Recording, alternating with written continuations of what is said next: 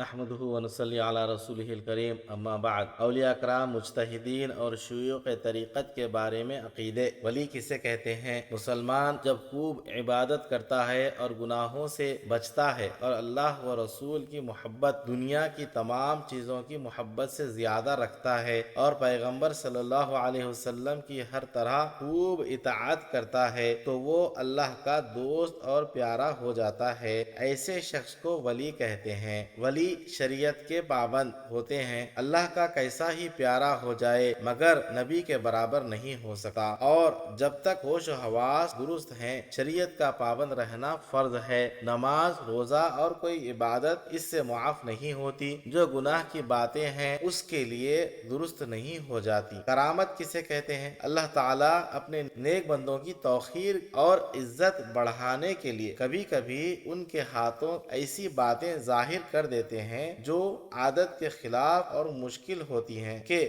دوسرے لوگ نہیں کر سکتے۔ ایسے باتوں کو کرامت کہتے ہیں۔ استدراج کیا ہے؟ جو شخص شریعت کے خلاف کام کرے وہ اللہ کا دوست اور ولی نہیں ہو سکتا۔ اگر اس کے ہاتھ سے کوئی اچنبے کی بات دکھائی دے یا وہ جادو ہے یا نفسانی اور شیطانی دھندا ہے، اس کو استدراج کہتے ہیں۔ ایسے شخص سے اعتقاد رکھنا درست نہیں۔ کشف و الہام اور ان کی حیثیت۔ ولی لوگوں کو بعض باتیں بھید کی سوتے یا جاگتے میں معلوم ہو جاتی ہیں، اس کو کشف اور الہام کہتے ہیں۔ اگر شریعت کے موافق ہے تو مقبول ہے، ورنہ اس کا کچھ اعتبار نہیں۔ ولی کے بارے میں صحیح رویہ۔ جو اللہ کے ولی اور دوست ہیں وہ سب کے سب محبت اور تعظیم کے لائق ہیں۔ ان سے بغض اور مخالفت نہ کریں، ان کے لیے دعائے خیر کرتا رہے، ان کی جو بات خلاف شرع ہو اس پر عمل نہ کرے، ان کی بات کی بہتر تعویل کرے یا ان کو معذور سمجھے۔ ولی کتنے ہی بڑے درجے کو پہنچ جائے، اس کو روزی دینے، اولاد دینے، بلائیں دور کرنے جیسے خدائی کاموں کا اختیار نہیں رہتا۔ وہ عام انسانوں کی طرح اللہ کا بندہ اور محتاج ہے اور اس کے حکم کا پابند۔